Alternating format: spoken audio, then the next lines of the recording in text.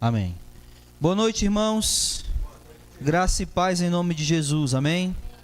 Abram suas Bíblias no Evangelho de Lucas, capítulo 11. Vamos dar continuidade aqui ao capítulo 11 do Evangelho de Lucas. Nós estaremos lendo a partir do versículo 14. Evangelho de Lucas, capítulo 11, a partir do 14.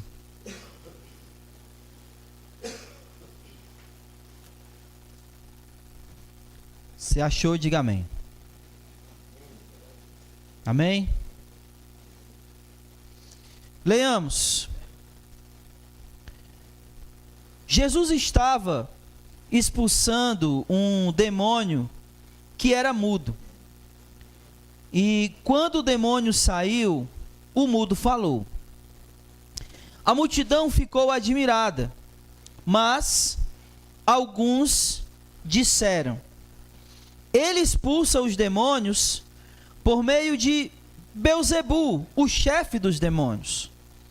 E outros, para colocá-lo à prova, pediam-lhe um sinal do céu.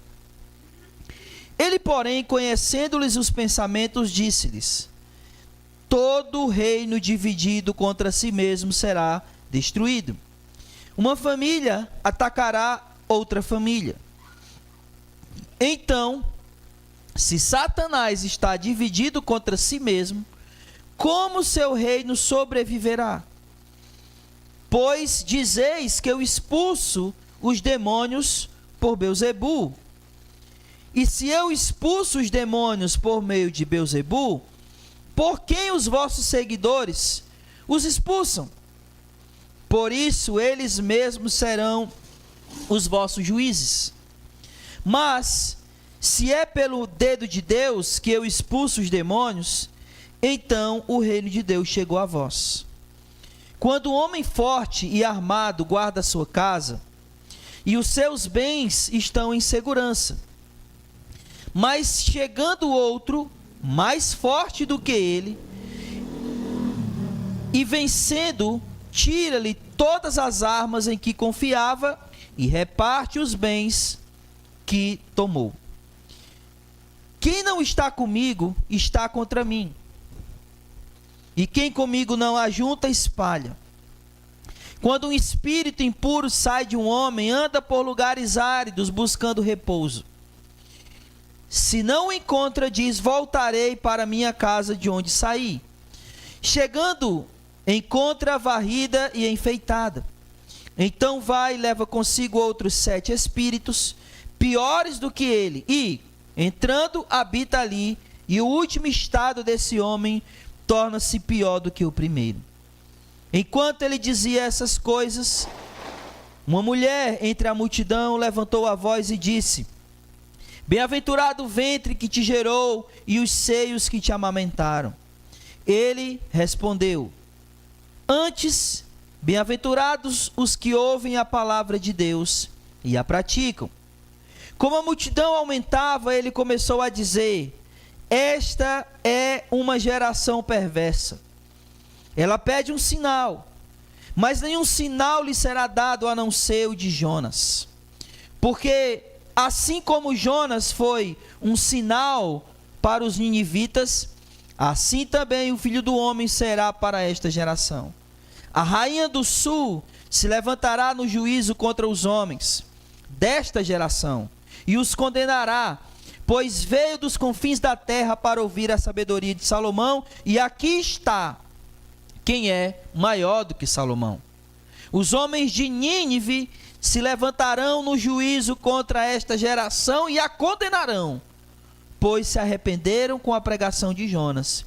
E aqui está quem é maior do que Jonas. Oremos. Senhor nosso Deus e Pai, bendito e louvado, Senhor, e engrandecido seja o teu nome. Mais uma vez, a tua igreja se reúne aqui neste lugar para aprender, Senhor, da tua palavra, para ouvir a tua voz através da tua palavra. que nessa noite, bem como, Senhor, em todas as outras, o Senhor fale ao nosso coração. Que o Teu Espírito bendito, santo, venha nos iluminar, ó Deus, o entendimento, o coração, para entendimento da Tua palavra, para compreensão da Tua palavra e para que a Tua palavra seja guardada por cada um de nós em nosso coração. Nos ensina através da Tua palavra, nos corrige através da Tua palavra, mas também, ó Deus, nos fortalece e nos anima, porque a Tua palavra tem todo esse poder de exortar, de corrigir, mas também de fortalecer, de animar, de avivar. Que a Tua palavra cumpra em nossos corações aquilo que cada um de nós precisa e necessita. Em Cristo Jesus, Senhor, fala ao coração da Tua igreja, fala ao coração do Teu povo. É isso que rogamos e em Jesus nós Te agradecemos, hoje e para sempre. Amém, Senhor. Na semana passada a gente viu o relato que Lucas fez a respeito de Jesus ensinando os seus discípulos a orar, e dentro desse ensinamento de Jesus ensinando os discípulos a orar, Jesus contou a parábola do amigo inconveniente, que tinha tudo a ver com o que ele estava ensinando a respeito da oração. Hoje, nós iremos ver hoje o que Lucas relatou a respeito da blasfêmia dos fariseus e o sinal do profeta Jonas que eles estavam pedindo. Então, basicamente, nós vamos ver isso.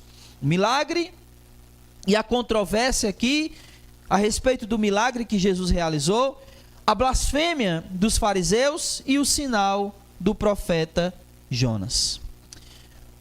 Tudo começa porque Jesus realiza um milagre. Lá estava o rapaz que tinha um espírito imundo e que, por causa dessa possessão, o rapaz era mudo. Nesse mesmo relato aqui, só que lá em Mateus vai dizer que o rapaz tanto era mudo como ele era cego. Lucas não deu esse detalhe aqui, mas o fato é que o rapaz ele era mudo por causa do espírito que o dominava, do espírito que estava nele. E então Jesus ele vem até aquele rapaz e ele expulsa o demônio do rapaz. E quando esse demônio sai, imediatamente o rapaz passa a falar, porque ele era mudo por causa do espírito, ele não falava por causa do espírito. E aí, o que acontece é que, após esse milagre, duas reações acontecem. E é isso que eu queria primeiramente ver com vocês. Olha aí o versículo 14. Ele diz o seguinte: Jesus estava expulsando um demônio que era mudo, e quando o demônio saiu, o mudo falou, e a multidão ficou admirada. Então a primeira reação aqui é da multidão. Ela se admirou com aquilo que ela estava vendo, ela se admirou com aquilo que Jesus estava realizando. Ela se admirou que o rapaz, logo após o demônio ter sido expulso, ele passou a falar. Essa foi a primeira reação. A segunda reação é dos fariseus, e vai dizer o seguinte, versículo 15: mas alguns disseram, ele expulsa demônios por meio de Belzebu, o chefe dos demônios. Versículo 16: e outros, para colocá-lo à prova, pediram um sinal do céu. A segunda atitude que acontece aqui após o milagre é de incredulidade. Eles não creram. E essa incredulidade deles teve dois aspectos. O primeiro, eles tentaram zombar de Jesus, ou descredibilizar Jesus, dizendo que ele expulsava demônio, mas era por causa do Belzebu que habitava nele, pelos poderes de Belzebu. A gente vai já explicar isso melhor.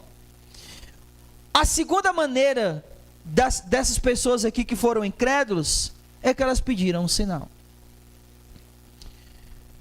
O texto aqui de Lucas, no versículo 15, vai dizer que alguns disseram, ele expulsa o demônio pelo Belzebu. Mateus vai dizer que esses alguns aqui eram os fariseus. E Marcos, falando dessa mesma passagem, vai dizer que eram os escribas de Jerusalém. Então, quem é que está contra Jesus aqui? Quem é que está nessa controvérsia? Os fariseus e os escribas. São eles que dizem que Jesus expulsa demônios pelo Beelzebu. São eles que pedem um sinal do céu. Então Jesus, ele vai responder a essas duas coisas aqui. Ele tanto vai responder sobre essa questão deles estarem acusando ele de expulsar demônios por causa de Beelzebu, que ele estava sob o domínio, ou pela autoridade, ou pelo poder de Beelzebu, como ele também vai responder a respeito desse sinal que eles estavam pedindo do céu. Ele vai responder uma e depois a outra, muito embora essas duas coisas aqui estejam conectadas entre si. Amém? Então vamos lá, vamos ver aqui a resposta de Jesus. Só uma coisa, é muito importante a gente entender o porquê que eles fizeram isso. Por que que eles estavam atribuindo a Beelzebu, atribuído a Jesus, o fato dele expulsar por Beelzebu? O que eles estavam tentando fazer era descredibilizar Jesus. Uma vez que agora eles não podiam mais dizer que as coisas não estavam acontecendo, porque era visível. A obra de Cristo era visível, os milagres que ele realizava eram visíveis. Então agora eles não podiam falar contra, porque todo mundo estava vendo. Todo mundo estava vendo os milagres que Jesus estava fazendo. Todo mundo estava vendo as coisas que ele estava realizando. Então não dava mais para os fariseus dizerem: olha, isso não é real. Isso não é exatamente isso. Ou seja, de alguma maneira, não dava mais para eles dizerem que de alguma maneira aquilo era falso. Então, se eles não conseguiam dizer que o que Jesus estava fazendo era falso, então a outra maneira de fazer com que as pessoas não acreditassem em Jesus era descredibilizando ele. Esse é um argumento que geralmente a gente fala que é o ad hominem, que em latim é quando você ataca a pessoa ao invés de atacar o argumento dela. Então, vocês já viram um debate? Sim ou não? Aí uma pessoa vai nesse debate, ele faz uma argumentação. O outro, se ele não tem um argumento para rebater, aí ele começa a falar mal da vida da pessoa, ao invés de falar sobre o argumento que ele acabou de dizer. Vocês já viram isso? Você é um ladrão, mas não tem nada a ver com o que o cara argumentou. É uma tentativa de descredibilizar o argumento atacando o argumentador. Então o que eles estavam fazendo aqui era tentando descredibilizar Jesus para que o que ele estava realizando se tornasse algo em que as pessoas não acreditassem. Por isso eles estavam atribuindo o que ele estava fazendo a Beelzebu. Então era isso que eles estavam tentando fazer. Então vamos lá. Só lembrando, Jesus vai responder a isso, depois ele vai responder àqueles que pediram um sinal do céu. Então vamos lá para o versículo 17, que é onde Jesus começa a responder eles. Ele diz o seguinte: ele, porém, conhecendo-lhes o coração e os pensamentos, disse: todo reino dividido contra si mesmo será destruído, e uma família atacará a outra família. Jesus começa a dizer aqui que o argumento deles não faz sentido. Não faz sentido. Porque olha só, vamos pensar. Jesus está expulsando um demônio. Beelzebu era o quê?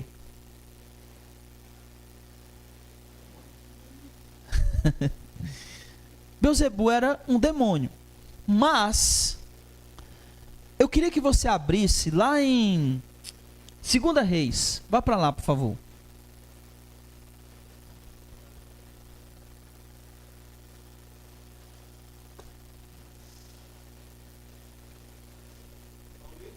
Segunda Reis. E agora que eu estou vendo que eu não anotei a passagem, deixa eu ver se eu acho aqui.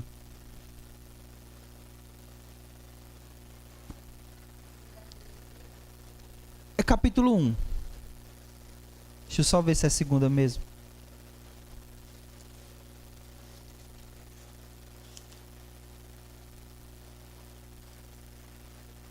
É, segunda Reis, capítulo 1. Olha o versículo 2. Acasias caiu da sacada do seu quarto em Samaria e feriu. Então mandou chamar mensageiros e disse: ide consultar quem? Baal-zebub. Versículo 3. Mas o anjo do Senhor disse a Elias, o tesbita: levanta-te, vai ao encontro do mensageiro do rei de Samaria e diz: por acaso não há Deus em Israel para ir consultar Baal-zebub, rei de Ecrom? Ecrom era uma cidade e Baal-zebub era o rei, o deus pagão deles. Em hebraico, esse nome Baal-zebub, ele significa literalmente o deus das moscas. Era uma maneira pejorativa dos judeus chamarem esse deus deles, dizendo: olha, esse é o deus das moscas. Era uma maneira pejorativa aqui de dizer que aquele deus ali não servia para nada. Esse deus Baal-zebub, ele mais tarde, depois daqui um pouco, ele vai ser atribuído a um demônio. Só que não a qualquer demônio. Ele vai ser atribuído a um demônio que é o líder, ou o chefe dos demais demônios. Então, esse Baal-zebub, ele se torna Beelzebu. Então, eles estavam literalmente dizendo que Jesus estava sobre a influência desse demônio, Beelzebu, que era o chefe dos outros demônios, e por isso ele podia expulsar os demônios. Aí Jesus está dizendo que esse argumento deles não faz sentido. Por quê? Porque se o império das trevas é um reino, e de fato é, e o Beelzebu é o chefe, o líder deles, não fazia sentido ele, como chefe deles, expulsar eles. Porque eles estariam lutando entre si. Seria uma guerra onde o reino estaria lutando contra o próprio reino. Onde o rei estaria lutando contra os seus súditos. É por isso que Jesus está dizendo isso que ele vai dizer aqui, olha só. Todo reino dividido contra si mesmo será destruído. Imagine um reino e as pessoas daquele reino começam a brigar entre elas. Começam a brigar. Começam a se matar. Daqui a pouco não vai sobrar ninguém. Aquele reino vai ser destruído. E se o mesmo reino começa a brigar entre eles, vai acontecer que um parente vai acabar brigando com outro. Por isso ele diz o seguinte, ó: uma família atacará a outra família. Não faz sentido o que vocês estão dizendo, é como se Jesus estivesse dizendo isso para eles. Não faz sentido, porque como é que Beelzebu, se ele quer estabelecer o reino dele, ele é o chefe dos demônios, como é que ele vai expulsar aqueles que ele quer estabelecer aqui? Não faz sentido esse argumento de vocês. Então Jesus começa dizendo exatamente isso. O argumento de vocês não faz sentido. Satanás jamais iria expulsar os demônios dele. Pelo contrário, se ele é o rei deles, ele ia querer o quê? Ele ia querer que quanto mais pessoas tivessem possessas, mais tivesse. É ou não é? Assim ele estabeleceria o reino dele. Então, Jesus está dizendo exatamente isso para ele. Olha, o que vocês estão dizendo não faz sentido nenhum. O argumento de vocês não faz sentido. E ele continua. Versículo 18. Se Satanás está dividido contra si mesmo, como seu reino sobreviverá? Pois vocês dizem que eu expulso os demônios por meio de Beelzebu. As palavras de vocês não fazem sentido. Aí ele diz o seguinte no 19, ó, e se eu expulso os demônios por meio de Beelzebu, por quem os vossos seguidores o expulsam? Eles serão os vossos juízes. Aqui é o seguinte, o que Jesus está explicando para eles é o seguinte, porque aqui parece que eles não só estavam dizendo que o exorcismo de Jesus vinha dos demônios, como eles estavam dizendo que todo exorcismo era feito por Beelzebu. Não só o que Jesus fazia, mas todo o exorcismo era feito por meio de Beelzebu. E aí Jesus está dizendo, se eu faço isso por meio de Beelzebu, os seguidores de vocês, porque os fariseus tinham seguidores que também faziam exorcismo. Aí ele está dizendo isso, se eu faço por meio de Beelzebu, os seguidores de vocês fazem por meio de quem? Por meio de quem eles fazem? Se eu faço por meio de Beelzebu? Se eles respondessem por meio de Beelzebu, eles estariam condenando os seguidores dele. Se eles dissessem, não, é por meio de Deus, então, é porque Jesus também fazia por meio de Deus. Então Jesus aqui quebrou o argumento deles. Se eu faço por meio de Beelzebu, os seguidores de vocês fazem por meio de quem? Aí ele diz, termina o versículo 19 dizendo, eles mesmos serão os vossos juízes. A própria palavra deles, a respeito de que Jesus expulsava por meio de Beelzebu, iria condenar eles. Iria mostrar a incredulidade deles. Iria mostrar o quanto, na verdade, eles só estavam tentando descredibilizar Deus e os mensageiros de Deus. No caso, o mensageiro de Deus que é Jesus. Porque o argumento deles não fazia sentido absolutamente nenhum. Da mesma maneira que os discípulos dos fariseus e dos escribas expulsavam demônios, pelo poder de Deus, Jesus estava fazendo a mesma coisa. A questão aqui é que a incredulidade deles não permitia eles perceberem que o reino de Deus havia chegado. Que tudo que Jesus estava fazendo, na verdade, era um anúncio, era um sinal de que o reino de Deus chegou. E Jesus termina o versículo 20 dizendo exatamente isso. Mas se é pelo dedo de Deus que eu expulso os demônios, então o reino de Deus chegou até vocês. Jesus diz que não é Satanás que expulsa demônios. Satanás, ele jamais iria lutar contra ele mesmo. Satanás jamais iria expulsar os seus demônios. O que Jesus está dizendo é que o que ele está fazendo, assim como os discípulos dos fariseus também estavam fazendo, era um sinal daquilo que estava por vir e que agora havia chegado com Jesus, que era o reino de Deus. Não era o reino de Satanás que estava expulsando o reino de Satanás, mas era o reino de Deus que agora chegou, que estava expulsando o reino de Satanás.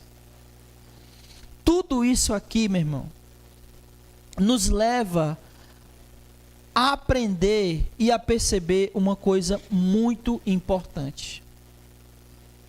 Satanás havia estabelecido o seu reino na terra.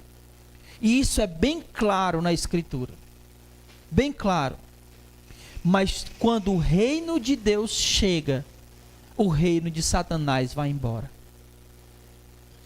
Uma pessoa pode ser dominada pelo império das trevas, mas na hora que o reino de Deus entra na vida dela, o império das trevas foge, vai embora. porque ele não tem poder sobre o reino de Deus. O império das trevas não consegue resistir ao reino de Deus. Todas as vezes que o reino de Deus chega, o império das trevas sai. Porque ele não tem um exército tal qual o poder de Deus. O poder do exército de Deus, o poder do reino de Deus é muito maior, é muito superior ao império das trevas. É isso que Jesus está dizendo aqui. E é isso que nós precisamos aprender. Quando o reino de Deus chega, o império das trevas cai. Ele rompe o império das trevas. Aquele rapaz estava preso por quem? Pelo demônio, pelo império das trevas. Mas Jesus vem e com ele o reino de Deus. E quando ele vem na vida daquele homem, daquele rapaz, ele fica livre. Porque o império das trevas não tem poder contra o reino de Deus. E aí Jesus, ele conta duas parábolas, justamente para ilustrar o que estava acontecendo aqui. A primeira está no versículo 21, olha aí. Ele diz assim, ó: quando um homem forte, armado, guarda a sua casa, seus bens estão em segurança. Mas chegando outro mais forte do que ele, e vencendo, tira-lhe todas as armas que ele confiava e reparte os bens que tomou. Jesus está contando essa parábola para ilustrar exatamente o que ele está dizendo. Quem é o homem forte aqui que guarda a casa dele? Quem é?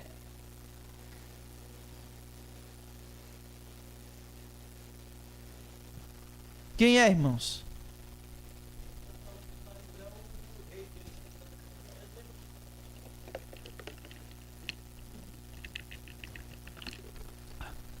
Preste atenção. Imagine o seguinte: a casa era aquele rapaz. Quem era que dominava a casa? O demônio, Satanás. Então, quem é o homem forte que guarda a casa?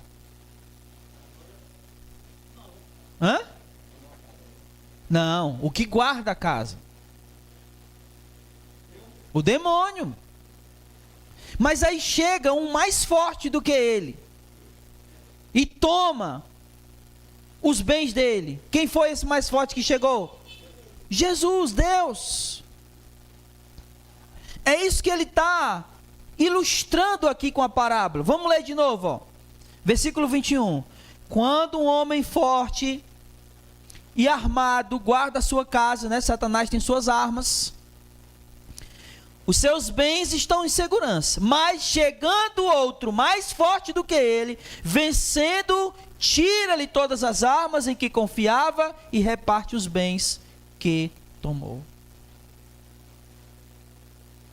Jesus está ilustrando exatamente isso. O reino de Deus é mais forte do que o império das trevas. E não existe armas de Satanás que resistam ao poder de Deus. Ele chega, ele toma, ele liberta. Ele toma os bens daquele homem forte que estava guardando a sua casa. E aí ele termina o versículo 23 dizendo o seguinte: quem não está comigo está contra mim, e quem comigo não ajunta, espalha. Jesus aqui faz uma advertência para eles a respeito deles tomarem cuidado de não estarem lutando contra os planos de Deus. Porque olha só, quem comigo não ajunta, espalha. O que eles estavam tentando fazer? Descredibilizar Jesus para que ninguém acreditasse em Jesus, não era? E se as pessoas acreditassem em Jesus, elas iam ficar como? Dispersas, espalhadas. Deus está reunindo o seu povo. E se eles continuassem fazendo o que eles estavam fazendo, eles iriam atrapalhar isso. Estariam lutando contra isso. Contra Deus reunir o seu povo. Quem comigo não ajunta, espalha. Então tomem cuidado, porque se alguém não é por mim, esse alguém é contra mim. Cuidado para vocês não estarem lutando contra o reino de Deus, contra os planos de Deus. Essa é a advertência que Jesus está dando aos fariseus. Cuidado. A incredulidade de vocês pode estar levando vocês a lutar contra o reino de Deus, lutar contra os planos de Deus. E vocês estão assim, não juntando, mas espalhando. E esse não é o plano de Deus. Vocês estão lutando contra Deus. É bem parecido com o que Gamaliel fala, né? Olha, vocês tomem cuidado para vocês não se acharem lutando contra Deus. Aí Jesus conta outra parábola. Versículo 24. Quando o espírito imundo sai de um homem, anda por lugares áridos, buscando repouso, e não o encontra. Se não o encontra, diz: voltarei para a minha casa de onde saí. Eu queria que a gente pensasse um pouco aqui, porque eu basicamente cresci na fé, vamos dizer assim, entendendo essa parábola um pouco errado. Quando a gente lê isso, quando o espírito imundo sai do homem, o que a gente pensa sobre o espírito sair do homem? Quem tirou ele? Quem tirou esse espírito? Olha o texto. Quem tirou o espírito? Olha o texto. Versículo 24.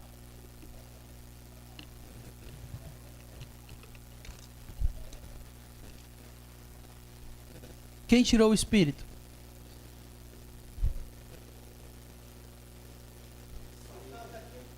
Ele saiu, ele não foi tirado. Exato. Pense o seguinte: uma pessoa possessa, ela fica possessa o tempo todo? O espírito vem e depois ele sai.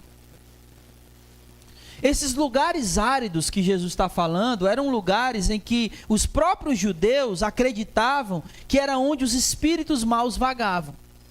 Por isso ele cita aqui esses lugares áridos. Esse espírito simplesmente saiu. Note que o texto diz que ele, não achando aonde repousar, ele volta. Aí olha para onde ele está dizendo que ele volta. Olha aí o que ele diz. Para onde ele volta? Final do versículo 24. Voltarei para... para a minha casa. Ele não foi expulso. Ele saiu. Ele simplesmente ainda considera aquela pessoa a casa dele. Imagine o seguinte, vamos tentar pensar isso de maneira prática. Imagine uma pessoa que ela está presa ao alcoolismo. Adianta só ela parar de beber por um tempo? Adianta ou não adianta? Sim ou não, meus irmãos? Não! Obrigado, vô. Uma pessoa que está presa nas drogas, adianta só ele parar de usar droga por um tempo? Se isso acontece e ele volta a beber ou ele volta a usar droga, qual vai ser o estado daquela pessoa? É isso que Jesus está explicando aqui. Vamos continuar lendo. Olha só, vamos continuar lendo, mas vamos ler do versículo 24. Quando o espírito impuro sai de um homem, anda por lugares áridos, buscando repouso, se não o encontra, diz: voltarei para a minha casa de onde saí. Versículo 25. Chegando, encontra a casa varrida e enfeitada. Óbvio, né? uma pessoa, ela era drogada, se ela para um tempo de usar droga, ela vai ficar bem bonitinha, né? Ornamentado. Não vai ficar com cara de drogado, não vai ficar com cara de bêbado. Ele vai ficar ajeitado. Porém, versículo 26. Então vai e leva consigo outros 7 espíritos, do que ele, piores do que ele. Então habitam ali. E o último estado desse homem torna-se pior do que o primeiro. Quantas pessoas a gente conhece que isso aconteceu? Pessoas que pararam por um tempo de fazer uma determinada coisa e quando elas voltam a fazer, parece que era pior do que elas estavam antes. Então o que Jesus está mostrando aqui é que não adianta parar por um tempo. O que tem que acontecer é que aquele homem precisa ser liberto do poder definitivamente. Não adianta só o espírito sair, ele tem que ser expulso. E ele não apenas tem que ser expulso, aquela pessoa precisa mudar de dono. Porque quem é que manda naquele rapaz, nesse homem? É o demônio. Ele precisa sair da propriedade do demônio e se tornar propriedade de Deus. E como é que isso acontece? Como é que isso acontece? Só há uma maneira de fazer isso. E é quando Jesus liberta. É quando Jesus expulsa o demônio. E quando aquela pessoa passa a pertencer a ele. E aí, meu irmão, o espírito não volta mais.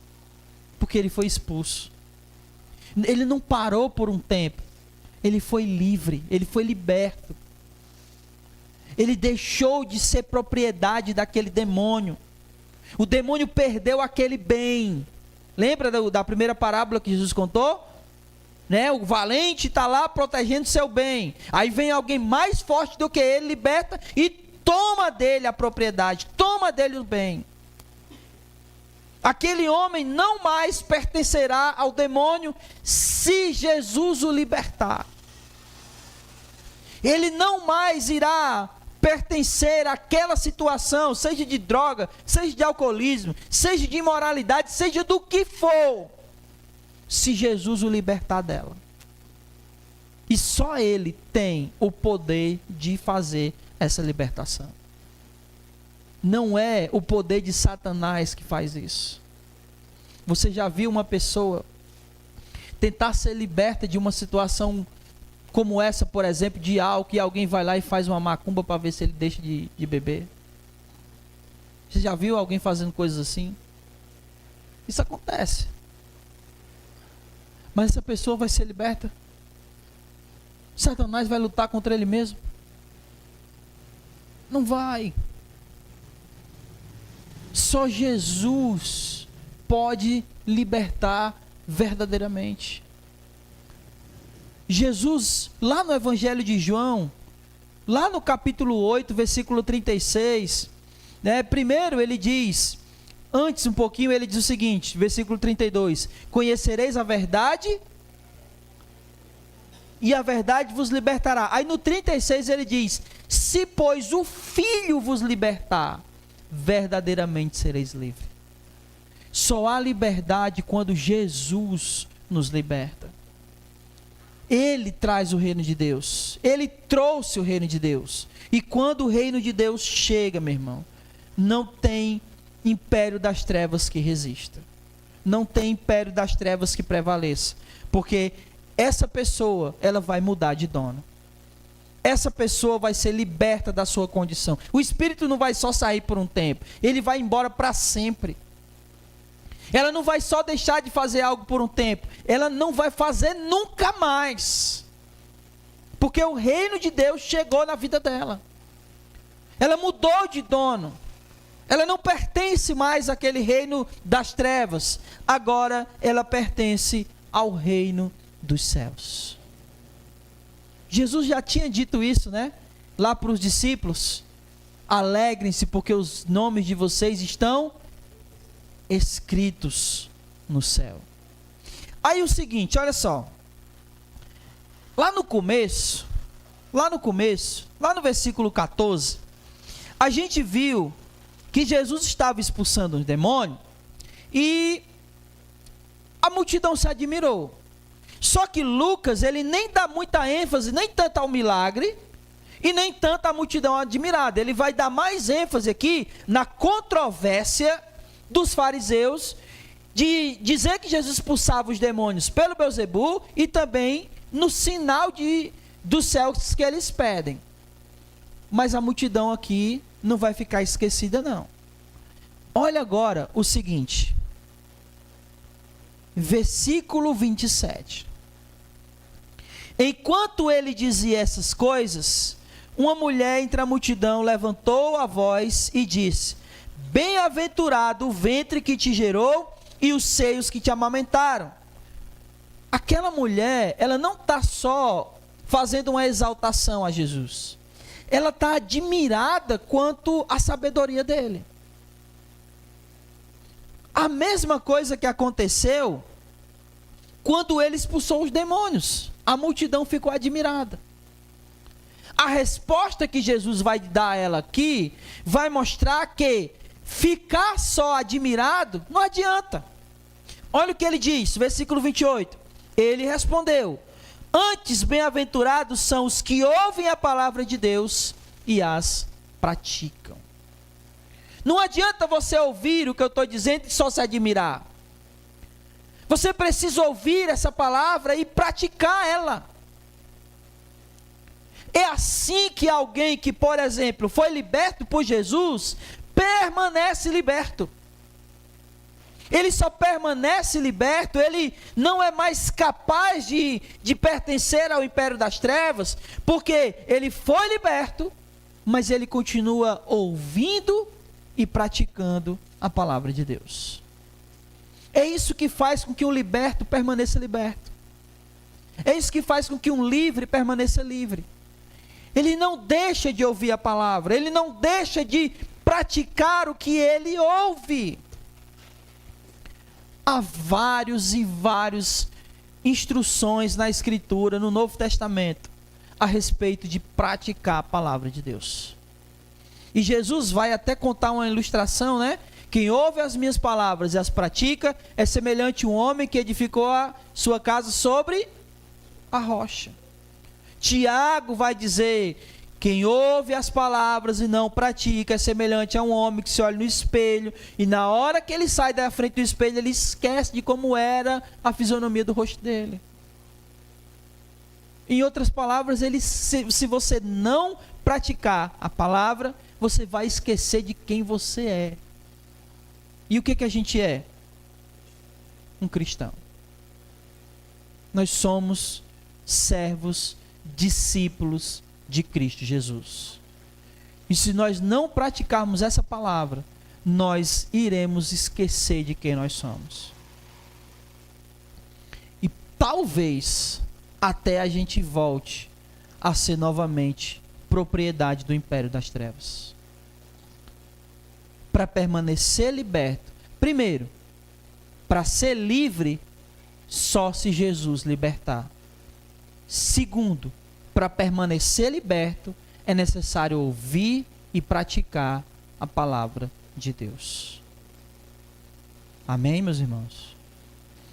Agora Jesus, ele vai passar para a questão do sinal que eles pediram. Aí ele começa dizendo o seguinte: como a multidão aumentou, ele começou a dizer: esta geração perversa pede um sinal, mas nenhum sinal lhe será dado a não ser o de Jonas. E aqui é interessante, porque Jesus está dizendo que aquela geração é perversa. Para quem que Jonas foi enviado? Para quem? Para qual povo? Aí é a cidade de Nínive. Mas que povo morava lá? Nínive era a capital de uma nação. Não.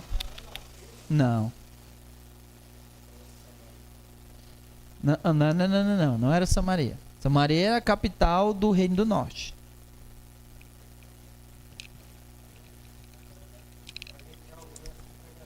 Várias vezes.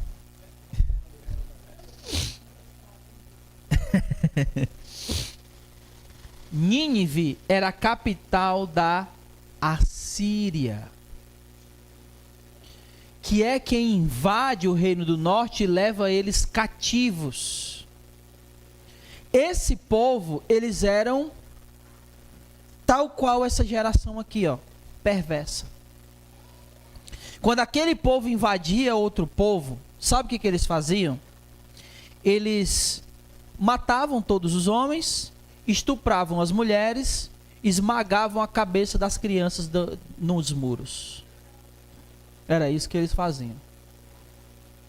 Eles eram perversos. E Jonas é enviado para lá para que eles se arrependam da sua maldade. Aí Jesus está chamando essa geração de quê? Perversa. E o sinal delas vai ser o sinal de Jonas, que foi um sinal para aquele povo. Porque aquele povo também era perverso. Versículo 30.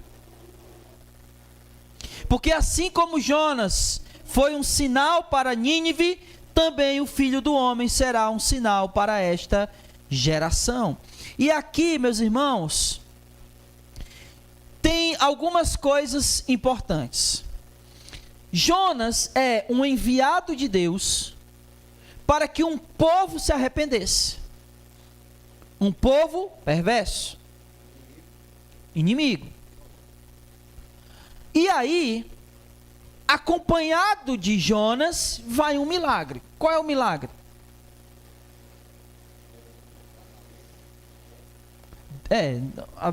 A Bíblia não fala baleia, a gente deduz que é, porque é um grande peixe, a gente deduz que seja uma baleia, né? Mas é o milagre do peixe. Que ele passa 3 dias no ventre de um peixe, sem morrer. Era, com certeza. E 3 dias depois, ele é vomitado do peixe. Aonde? Em Nínive. Em Nínive. Então, o sinal de Jonas é esse. Um enviado de Deus com uma mensagem de arrependimento acompanhado de um milagre. Não é a mesma coisa que Jesus está fazendo aqui? Ele é um enviado de Deus com uma mensagem de arrependimento acompanhado de milagres. Esse povo pede um sinal, mas ele vai ter apenas o sinal de Jonas. Mateus acrescenta o seguinte: assim como Jonas passou 3 dias no ventre do peixe, o Filho do Homem passará 3 dias aonde? No ventre da terra. Esse era o sinal. Só que a grande questão aqui é que essa geração era tão perversa que ela era até mais perversa do que os ninivitas. E qual era a perversidade deles aqui? Eles não creram. Eles estavam vendo o mensageiro de Deus, que é o próprio Deus, o Filho de Deus, Jesus, com essa mensagem de arrependimento, acompanhado de milagres, mas não creram. E aí Jesus conta 2 exemplos. Olha aqui, ó, versículo 31. A rainha do sul se levantará no juízo contra os homens dessa geração e os condenará, pois veio dos confins da terra para ouvir a sabedoria de Salomão, e aqui está quem é maior do que Salomão. Ela veio de longe, a rainha de Sebá. Está lá em 2 Reis, capítulo 10. Ela veio de longe para... 1 Reis, capítulo 10, perdão. Ela veio de longe para ouvir as palavras de Salomão. Ela não contou esforços, distância, porque ela queria ouvir. Por quê? Porque ela reconheceu que em Salomão, naquela sabedoria, só podia vir de Deus. E aqui está alguém que é maior do que Salomão, e eles não estão reconhecendo que é de Deus. Pelo contrário, eles estão atribuindo a quem? A Satanás. Por isso ele diz, a rainha de Seba, que é a rainha do sul, ela vai ser um juiz contra vocês. Porque ela veio de longe, porque reconheceu que em Salomão só podia ter a sabedoria de Deus. E aqui está quem é maior do que Salomão, e vocês não estão acreditando, dando crédito, percebendo que é de Deus. E aí ele volta para Jonas, versículo 32. Os homens de Nínive se levantarão no juízo contra esta geração e a condenarão, pois se arrependeram com a pregação de Jonas. E aqui está quem é maior do que Jonas. Os ninivitas, eles deram crédito à pregação de Jonas. Eles creram na pregação de Jonas e se arrependeram. Jesus é maior do que Jonas. E ainda assim, eles não estavam crendo na mensagem de Jesus. Não estavam crendo nos milagres que acompanham esse mensageiro de Deus, que é Jesus. E é exatamente por isso que no juízo, os ninivitas que se arrependeram serão um juiz contra eles, contra essa geração. Porque os ninivitas eram perversos, mas quando ouviram a pregação de Jonas, se arrependeram. Esta geração é perversa, mas estão ouvindo não a pregação de Jonas, mas de alguém que é maior do que Jonas, Jesus, e ainda assim eles não se arrependem. Ó geração perversa. Olha como a incredulidade, meu irmão, ela é algo perigoso. A incredulidade impede alguém de perceber as obras de Deus, as coisas de Deus, os mensageiros de Deus, a mensagem de Deus, impedem de reconhecer ao próprio Deus. Jesus está aqui mostrando para eles, assim, diante deles, o quanto eles estão sendo incrédulos. E ainda assim eles não percebem. Eles olham para os milagres e atribuem os milagres a Satanás. Eles estão vendo, meu irmão, olha que coisa absurda. Você, ao ver Jesus, se fosse você está vendo Jesus expulsar um demônio. E aí você diz, não, eu só queria um sinal. Meu Deus! O que acabou de acontecer aqui diante dos olhos de vocês? E vocês estão pedindo um sinal? Nem que o que Jesus está falando e fazendo aqui, nem que Deus abrisse o céu, eles iriam acreditar. De tão incrédulos que eles eram. Era capaz dele dizer, não, quem abriu o céu aí não foi Deus, foi Satanás. A gente só queria um sinal. O céu aberto e ele dizendo, só queria um sinal. A incredulidade, ela é perigosa. Ela impede as pessoas de reconhecerem as obras de Deus, reconhecerem as coisas de Deus, reconhecerem o próprio Deus, o seu mensageiro e a sua mensagem. Eu queria terminar aqui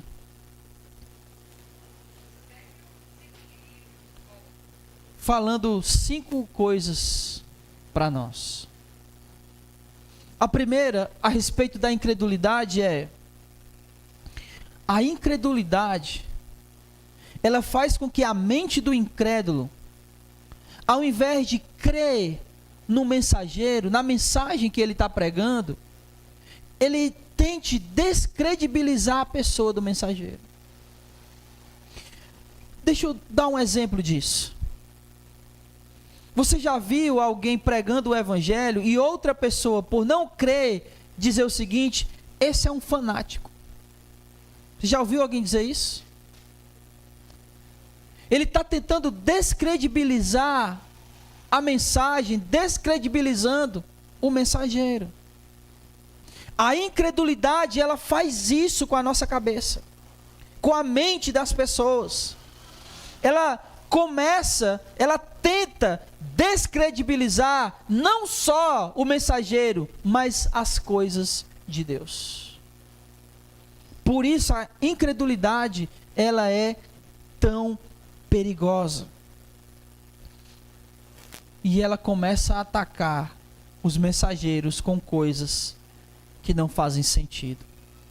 Assim como eles tentaram fazer com Jesus, atribuindo o milagre que Jesus realizou a Satanás. Isso não faz sentido. Mas é isso que a incredulidade faz com a mente das pessoas.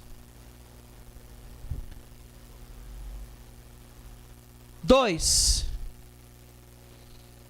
Com essa incredulidade, essa tentativa de descredibilizar as coisas de Deus, os mensageiros de Deus, tudo isso que o incrédulo tenta fazer, vai ser um juízo contra eles mesmos. Porque lembra o que Jesus disse? Olha, se eu expulso Satanás, né? Se eu expulso o demônio por Satanás, Beelzebul, por quem que os discípulos de vocês expulsam? Eles são juiz contra vocês. Eles vão depor contra isso que vocês estão dizendo. Essa tentativa de descredibilizar um mensageiro de Deus, porque você não quer ouvir a mensagem, porque você não quer crer na mensagem, isso vai ser usado contra aqueles que não querem ouvir a mensagem. É como se fosse o seguinte: no dia do juízo, Deus dissesse: a mensagem foi pregada para você, mas ao invés de você crer, você ridicularizou aqueles que estavam pregando.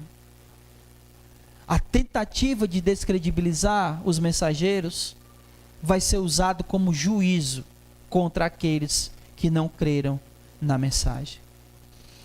3. Quando o reino de Deus chega na vida de alguém, o poder de Satanás não tem mais poder sobre essa vida. A pessoa pode ser o mais aprisionado que seja pelo império das trevas. Quando o reino de Deus chega, ele é livre. Ele fica liberto. Porque o poder de Satanás não tem poder contra o reino de Deus. 4. Não adianta ficar bem por um tempo, né? Não adianta, eu vou deixar de beber por um tempo, eu vou deixar de usar isso por um tempo, eu vou deixar de fazer coisa errada por um tempo. Não adianta. Porque quando voltar a fazer, a situação vai ser 7 vezes pior. O que precisa ser feito realmente é que essa pessoa precisa ser liberta por Jesus e precisa pertencer a Ele. Quando alguém que é liberto, ele verdadeiramente passa a pertencer a Jesus, aí sim, aquela pessoa está verdadeiramente livre. E como é que ele permanece livre? Ele só pode ser liberto por Jesus. E como é que ele permanece livre? Se ele ouve a palavra e praticar. É isso que vai fazer com que ele permaneça livre. E por último, a incredulidade impede as pessoas de reconhecerem as coisas de Deus, os enviados de Deus. Elas impedem que elas reconheçam a Jesus e a obra de Jesus. A incredulidade é algo extremamente perigoso. É por isso que a palavra de Deus, ela precisa continuar sendo ouvida por nós e praticada por nós, para que a incredulidade passe longe do nosso coração. Quando a incredulidade chega na vida de uma pessoa, essa pessoa passa a duvidar das coisas de Deus, a duvidar do próprio Deus. E isso é algo extremamente lamentável. Porque a gente sabe que quando uma pessoa começa a duvidar das coisas de Deus e a incredulidade toma conta do coração dela, a gente sabe qual é o fim. E qual é o fim?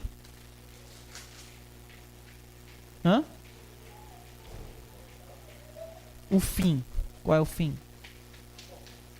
A morte eterna. Esse é o fim de todo aquele cuja incredulidade toma conta do coração. Que o Senhor Jesus nos guarde e nos livre de sermos alguém que o coração fique cheio de incredulidade. Que Ele nos preserve firmes no caminho do Senhor.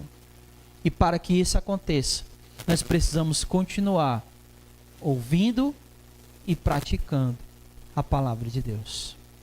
Amém? Fique de pé aí no seu lugar e vamos orar.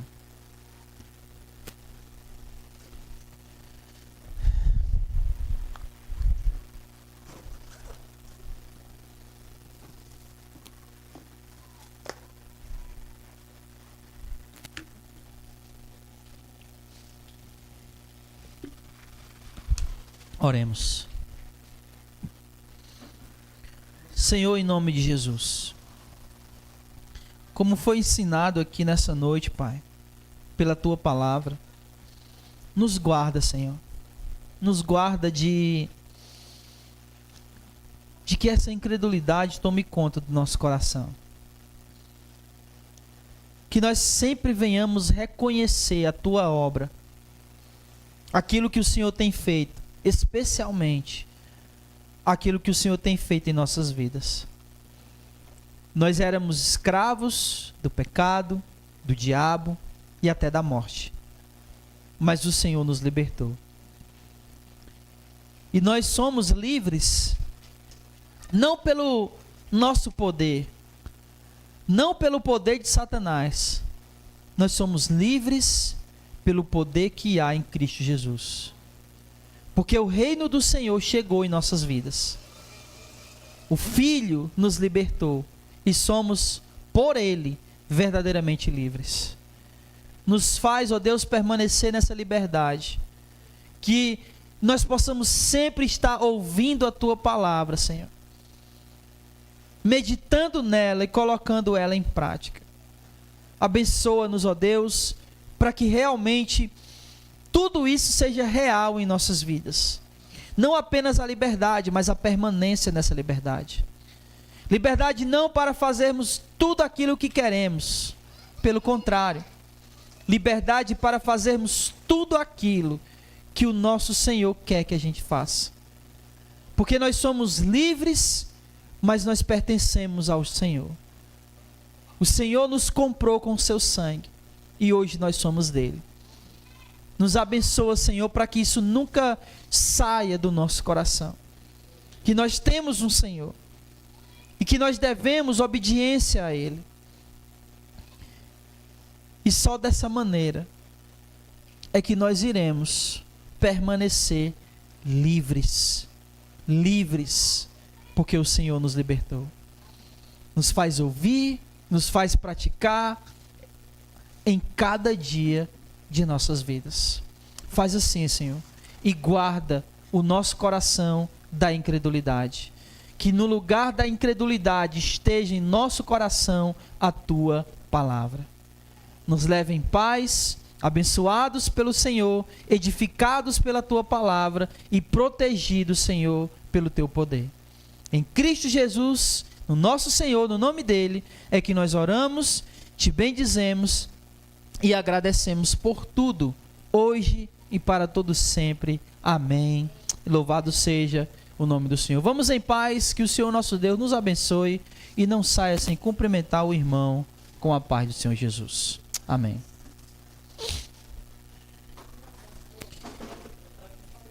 E aí, grande Abner?